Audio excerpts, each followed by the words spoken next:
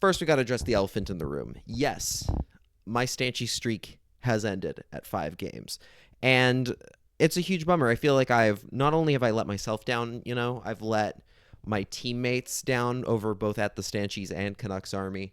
But I've also let the fans down. I've let you down by not winning when the going gets tough here in April. I mean, you expect to be playing meaningful games in April. You expect to be writing about meaningful games in April. So the fact that the Canucks seem all but dead in the water and the playoffs are completely out of reach is a big disappointment, and I take personal responsibility for that.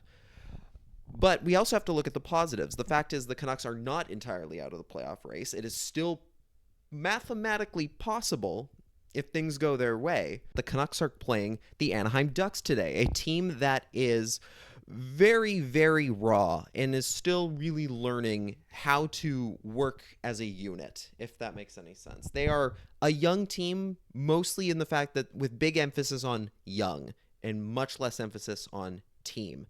The Ducks have a lot of good young pieces. They have Troy Terry, they have Leo Carlson, they have Cutter Gauthier, Jackson Lacombe on defense, Trevor Zegras, I think, still does things from time to time, and they have Lucas Dostal, who is one of my favorite young goaltenders in the league to watch. He is a budding talent and will be a very good goaltender for the Ducks for years to come. But right now, the Ducks are still having a hard time bearing the fruits of all of those missed playoffs, all of those tanking seasons. They're still having a very hard time putting a real winner, a consistent winner on the ice, which in a way also makes them extremely dangerous for a team like the Canucks, whose overall positive vibes are at an all-time low right now. They're a team with a very fragile identity, a team that is coming off a loss to the Seattle Kraken by a score of 5-0 on home ice.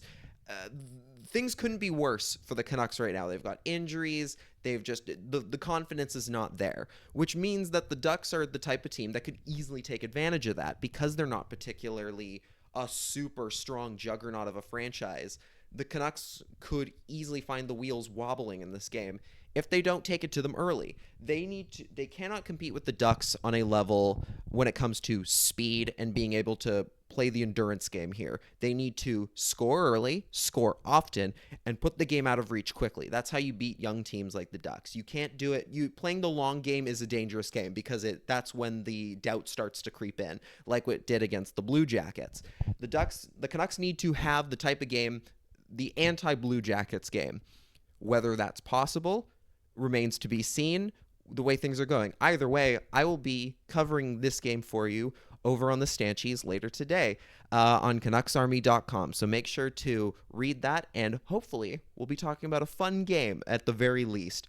I'm hoping for a big night from Jonathan Lekaramaki, prime time, even though this game is at 1 p.m. Once again, really getting the raw end of this deal with all the afternoon games, but what are you going to do? That's the life of a backup.